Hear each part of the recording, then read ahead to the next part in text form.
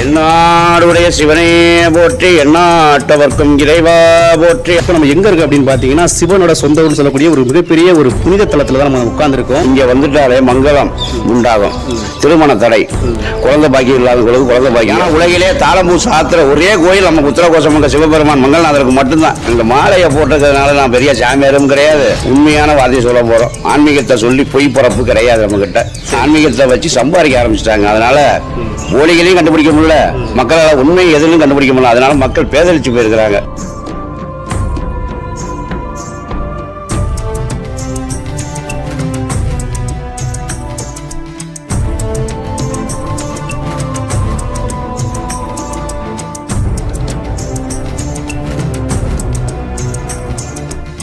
நேயர்களுக்கு வணக்கம். இப்போ நம்ம எங்க இருக்கு அப்படின்னு பாத்தீங்கன்னா சிவனோட சொந்த ஊர் சொல்லக்கூடிய ஒரு மிகப்பெரிய ஒரு புனித தலத்துல தான் நம்ம உட்கார்ந்துருக்கோம்.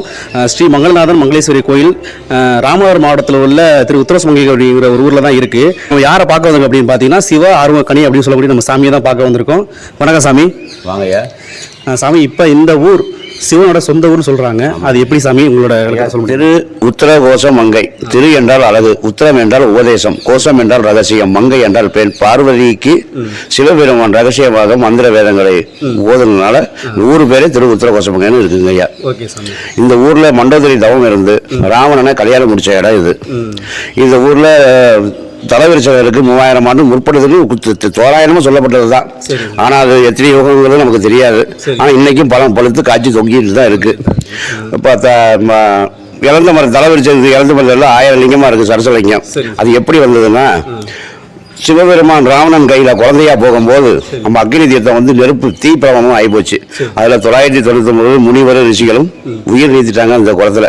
சிவபெருமான் வந்து மாணிக்கவாசலுக்கு வந்து கேட்கும் போது, என்னப்பா இது அப்படின்னா, நீங்க அங்க குழந்தைய பட்டிங்க, அக்னி தீர்த்தம் தீ பிரபம் ஆயிடுச்சு, 999 அது உயிர் நீத்திட்டாங்க, நான் மட்டும் தான் ஏன் உட்காந்துருக்கேன். மாணிக்கவாசல் ஜடையோட இருக்கக்கூடிய ஒரே ஸ்தலம் நம்ம இந்த உத்தரகோசமங்கையில தான். அப்ப அதனாலதான் 1000 லிங்கமா ஒரே லிங்கமா சரஸ்வரலிங்கன்னு பிரதிஷ்டை பண்ணியிருக்காங்க. இங்க வந்துட்டாலே மங்களம் உண்டாகும். திருமண தடை, குழந்தை பாக்கியம் இல்லாதவங்களுக்கு குழந்தை பாக்கியம், வீடு கட்டாமல் நின்று போனாலும் அவங்களுக்கு அதை நிவர்த்தி பண்ணி கொடுக்கறது தான் இந்த மங்கள்நாத பூமி. எப்படின்னா பொன்னூச பாடல் எல்லா பாடலுமே நம்ம உத்தரகோசம் வாங்கிக்கிட்ட பெருமையா சொல்லியிருக்காங்க மாணிக்கவாசக பெருமான். எந்த ஊர் 224 தளம் பாடல்பட்ட ஸ்தலம் இருக்கு உலகத்துல. ஆனால் அடுத்த ஜாம பூஜைக்கு சிவபெருமான் உத்தரகோச மங்கல் வந்து தங்குவதாக ஒரு ஐதீகம் இருக்கிறது. அதனால அடுத்த ஜாம பூஜையை பார்த்தால் மங்களகாரியம் சிறப்பாக இருக்கும். இந்த கோயில் வந்து பார்த்தீங்கன்னா அரசாங்கம் வந்து கையெடுத்துக்கல, அதுக்கு பதிலாக வந்து இது வந்து பழைய நம்ம ஆரம்பத்தில் இருந்த மன்னர்களோட ஆட்சி அதிகாரத்தில் தான் அந்த கோயில் இருக்குன்னு சொல்றாங்க. அது எப்படி சாமி? இப்போ வந்து நம்ம சேதுபதி ராஜா அவர்கள் இருக்கும்போது அந்த ராஜா பார்வையில் இருந்தது. இப்போ அவங்களுடைய மகள் இந்திராணி நாச்சியார் அவங்க வந்து பார்த்துட்டு இருக்கிறாங்க. இப்போ ராணியோட கண்ட்ரோலில் தான் இந்த கோயில் வழங்கிட்டு இருக்கு. நம்ம சமஸ்தானம் ராமநாதபுரம் சமஸ்தானம் கோயில் தான் இங்க பார்வையில் இருக்கு. ராணியோட கண்ட்ரோலில் தான் இன்னைக்கு இந்த கோயில் வழங்கிட்டு இருக்கு, திரு உத்தரகோசமங்கை. அப்புறம் இந்த உலகிலேயே முதல் மரக நடராஜர் நம்ம வேற எங்கேயும் பார்க்க முடியாது. அரிதான ஒரு மரக நடராஜர் நம்ம இந்த உத்தரகோசமங்கையில தான் இருக்கு.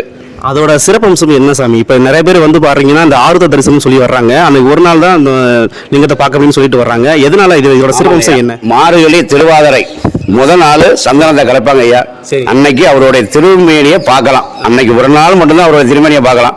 பாக்கி நாள்ல திருவாதிரை காலையில சந்தன காப்பு போட்டுருவாங்க. அதுக்கப்புறம் மறு வருஷம் திருவாதிரை முதல் நாள் தான் கலைப்பாங்க. வருஷத்துல ஒரு நாள் மட்டும்தான் ஐயாவுக்கு அவருடைய முழுமையினே பார்க்க முடியும். அதுக்கப்புறம் மறு வருஷம் சந்தனத்திலே போட்டுருவாங்க. ஏன்னா சந்தனம் போடலைன்னா சவுண்டு ஓசை தட்டக்கூடாது. அந்த இடத்துல ஓசை பட்டால் மரகதம் உடஞ்சி விடும் அப்படின்னா அங்க ஓசையும் கிடையாது வருஷத்துல. அப்ப அதுக்காக என்ன பண்றாங்கன்னா, நம்ம மரகத லிங்கமும் படிகலிங்கத்துக்கும் உச்சகால பூஜையில எங்கேயும் நிகழாத டெய்லி அன்னத்துல பூஜை நடக்குது நம்ம உத்தரகோசமங்கை கோயில் தான். வருஷத்துல ஒரு நாள் தான் அன்னாபிஷேகம் நடக்கும். ஆனா உத்தரகோசமங்கையில டெய்லி அன்னாபிஷேகம் நடக்கும். அந்த அன்னாபிஷேகம் முடிஞ்சோன்னா நம்ம வந்து காக்கா பூஜை முடிவுகள்லாம் வர்றதா ஒரு ஐதீகமாக பேசிக்கிறாங்க. அவங்க வந்து காக்கா உருவத்தில் வந்து சாப்பிட்டு போறதா இன்னைக்கு பேசப்படுகிறது. இப்போ இந்த உத்தரகோசமங்கையில வந்து திருவிழாக்கள்லாம் எந்த மாதிரி கொண்டாடுறாங்க? வருஷத்துல எத்தனை திருவிழாக்கள் வருது? எந்த மாதிரி மக்கள்லாம் வந்து கும்பிட்டுட்டு போறாங்கன்ற கொஞ்சம் தெரிய சொல்லுங்க ஐயா. நம்ம ஊரை பொறுத்த வரைக்கும் திருவிழான்னு சொன்னா ஆர்வத்தில் தான் பெரிய திருவிழா. அப்புறம் சித்திரை மாதத்துல 10 நாள் திருவிழா நடக்குங்க. அவங்க வந்து உபயதாரர்கள் வந்து சிறப்பாக கொண்டாடுவாங்க. ஆனால் அது சிறப்பாக இருக்கும். மற்றபடி பார்த்தீங்கன்னா நம்ம திருமஞ்சனம், ஆணி திருமஞ்சனம் மாணிக்க வாசகருக்கு அருமையாக அந்த நிகழ்ச்சி நடத்துகிறாங்க. அடியாருக்கு பெருமக்கள் எல்லாம் சேர்ந்து நடத்துகிறாங்க. இப்போ வந்து பார்த்தீங்கன்னா நீங்கள் வந்து எங்கேருந்து வந்திருக்கீங்க? இங்கே நிரந்தரமாக இங்கே தங்கி நீங்கள் சாமிக்கு உபயோகமாக இருக்கீங்களா? இல்லை வந்து நிறைய கோயிலுக்கு போயிட்டு வர்றீங்களா எப்படி சாமி? முன்ன ஆரம்பத்தில் எல்லா கோயிலும் சுற்றிக்கிட்டு தான் இருந்தேன். சரிங்க சாமி. நம்ம இந்த உத்தரகோச மங்கைக்கு நான் தர்மத்துக்காக வரல. இந்த பழனியாண்டர் மடத்துக்கு அர்த்தஜாம பூஜைக்கு மங்கள்நாதருக்கு பூஜைக்காக வந்தேன். அப்போ காலகட்டத்தில் மங்கள்நாதர் வந்து அந்த பூஜை செஞ்சுட்டு இருக்கும்போது சரி நம்மளும் ஏன் தர்மம் எடுக்கக்கூடாதா அப்படின்னு சொல்லி தர்மத்தில் உட்காந்து இந்த ஊருக்கு வந்து 8 வருஷம் ஆச்சுங்கய்யா. இந்த ஊர் மங்கள்நாதன் திருவள்ளியில் தான் நான் இருக்கேன். வேற எங்கேயும் போகவும் மனம் இல்லை. இதை விட்டா திருவாரூர் தேராஜருக்கு போய் தேருக்கு சமைக்க போவோம் தொண்டுக்கு. என்னை ஆட்கொண்ட பெருமான் தேவராஜர். அதை விட இது திருவாரூருக்கும் உத்தரகோசமங்கைக்கும் என்ன தொடர்பு இருக்குன்னு இறைவனுக்கு தான் தெரியும். ஆனால் உத்தரகோசமங்கையில் 8 வருஷமா அடியன் இருந்துட்டு இருக்கையா. இன்னொன்று பார்த்தீங்கன்னா இந்த ஊரில் இந்த ஒரு கோயில் மட்டும்தானா இல்லை இதை விட வேறு பிரசித்தி பெற்ற கோயில் வேறு எதுவும் இருக்குங்களா சார்? ஐயா, இந்த உத்தரகோச மங்கையை பொறுத்த வரைக்கும் பிரதிஷ்டப்பட்ட கோயில்னா பெரிய கோயில் உத்தரகோச மங்கை. அதை விட்டிங்கன்னா அடுத்து நாயனார் கோயில், அதுவும் சமஸ்தானத்துக்கு உட்பட்ட கோயில் தான். அதை விட்டிங்கன்னா திருப்புலானி 108 திவ்யத்தில் ஒரு தலம், அதுவும் ஃபேமஸான தலம். அது நம்ம சமஸ்தானம் ஐயா ராணியோட அம்மா பார்வையில் தான் இருக்கு. அதை விட்டிங்கன்னா அடுத்து இந்த சாயல்குடி போகிற ரோட்டில் மாரியூர் பக்கத்தில் கோயில் மாரியூருங்கிற இடத்துல பூவேந்திநாதர் பவளவள்ளி நிறை அம்மை கோயில் அங்கே இருக்கியா. அதுவும் வந்து பிரதிஷ்டப்பட்ட கோயில், ஃபேமஸான கோயில் தான். அதுவும் பார்க்கக்கூடிய ஸ்தலம் தாங்க இந்த ஊரில். சாமி இப்போ பார்த்தீங்க அப்படின்னா இது வந்து சிவனுடைய தலம், மங்களநாதன் மங்களேஸ்வரின்னு சொல்லக்கூடிய அவங்களுடைய தலமாக மட்டும்தான் இது இருந்தது. இதில் நடராஜருக்கு உள்ளே வந்ததுக்கான காரணம் என்ன? நடராஜரும் சிவனும் ஒன்றா இல்லை வேறு எதுவும் தனிப்பட்ட கருத்து இருக்கு?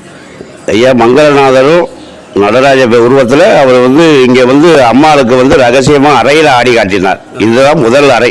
அதுக்கப்புறம் தான் அம்மலம் சிதம்பரம் தான் ஐயா. நம்ம கோயிலில் அரங்கேற்றம் பண்ணதுக்கப்புறம் தான் அம்மலம் சிதம்பரமே உருவாயிருக்கு. அப்படிப்பட்ட ஒரு ஸ்தலம் தான் மலையாள நடராஜர். இங்கே வந்து அறையில் ஆட்டி காமிச்சார் அம்மாவுக்கு, அங்கே பப்ளிக்கில் எல்லாத்துக்கும் ஆடி காமிச்சார் நடராஜர். அதான் சிதம்பரம். சாமி, இப்போ இங்கே வர்ற மக்கள் வந்து எல்லாருமே வந்து சாமியை தேடி வர்றாங்க. கோயிலுக்கு வந்தீங்கன்னா என்ன மாதிரியான நன்மைகள் நடக்கும் அப்படின்றத உங்களோட லாஸ்ட் எண்டில் நம்ம சொல்லிக்கலாம். ஆமாம் ஐயா, நம்ம தெரிஞ்சதான் சொல்லுவோம், தெரியாத விஷயத்த சொல்லவே மாட்டோம். இந்த கோயிலுக்குள்ள வந்துட்டு இந்த உத்தரகோச மண்ணை மிதிச்சாலே மகிழ்ச்சி உண்டாகும், மங்கள காரியம் உண்டாகும்.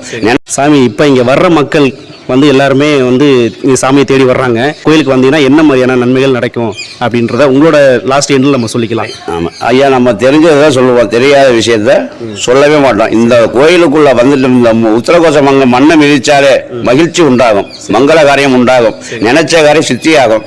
எப்பேற்பட்ட கவலையில வந்தாலும் மங்களநாதர் வந்தால் சிரிச்ச முகத்தோடு போகலாம். அதுதான் மங்களநாதர் மங்களேஸ்வரர். மண் தோன்றியதான் மங்களநாதன். மங்களநாதன் தான் சுயம்ப உருவானது. அது இறந்த மருத்துவ சுயம்ப காட்சி கொடுத்தது மங்களநாதன் தான். அதனால இங்க வந்தால் மகிழ்ச்சி தான் கிடைக்கும் ஒழிஞ்சு நினைச்ச காரியம் கைகூடும். சரி சாமி. அதான் மங்களநாதர் மங்களேஸ்வரி.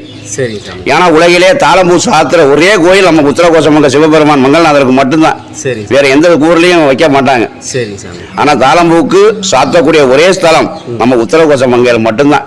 வேற எந்த ஊர்லயுமே கிடையாது. சரி சாமி. சாமி, இந்த இவ்வளவு பெரிய மாலையை போட்டிருக்கீங்கல்ல, இது வந்து எதுக்காக இது எங்க வாங்கினது? ஐயா, இது வந்து நான் முத்தாரம்மனுடைய தீவிர பக்தன். அப்போ அங்கே இருக்கும்போது மண்டோடு மாலை போடணும்னு ஆசை. அது அம்பாளுக்கு பிறந்தது அப்படின்னு சொன்னாங்க எல்லாரும். அம்பாளுக்கு வந்து காலபைருக்கு வந்ததுன்னு, அதனால இந்த மண்டோடு மாலை போட்டுக்கிறேன். சரி. இது வந்து ராமேஸ்வரம் நம்ம ராமசாமி கோயிலேருந்து வந்த இது.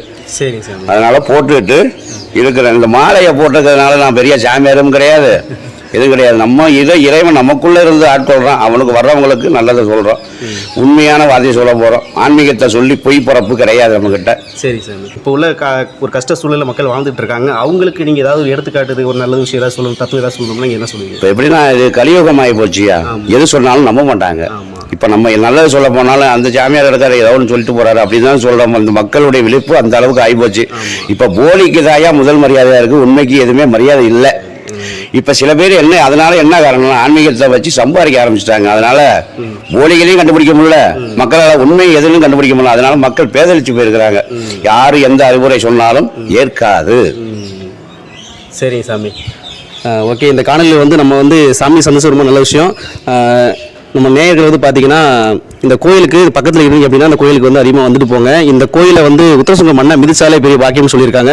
தென்னாடுடைய சிவனே போற்றி, எண்ணாட்டவர்க்கும் இறைவா போற்றி, ஆரூர் அமர்ந்த அரசே போற்றி, சீரா திருவையாரா போற்றி, காவா கனக திரளே போற்றி, கைலை மலையானே போற்றி போற்றி. சைவத்தின் மேல் சமயம் வேறில்லை அதில் சிவமாம் தெய்வத்தின் மேல் தெய்வம் இல்லேனும் நான்மறை செம்பொருள் வாய்மை வைத்த சீர்திரு தேவாரமும் திருவாசகமும் உய்வை தரை செய்த நால்வர் பொற்றார் எம்முயிர் துணையே. சந்தனகுரவர்கள் 4 பேர். அவங்கள பத்தி இந்த ஒரு பதியத்தை படிக்கிறேன். பூலியர்கோன் வெப்பொழித்த புகழியர்கோன் கடல் போற்றி ஆலிமிசை கல்மிதப்பில் அணைந்த பிரானடி போற்றி வாலி திருநாவலூர் வந்தொண்டர் திருநாவலூர் போற்றி திரு ஊழிமலி திருவாத ஊர திருத்தால் போற்றி.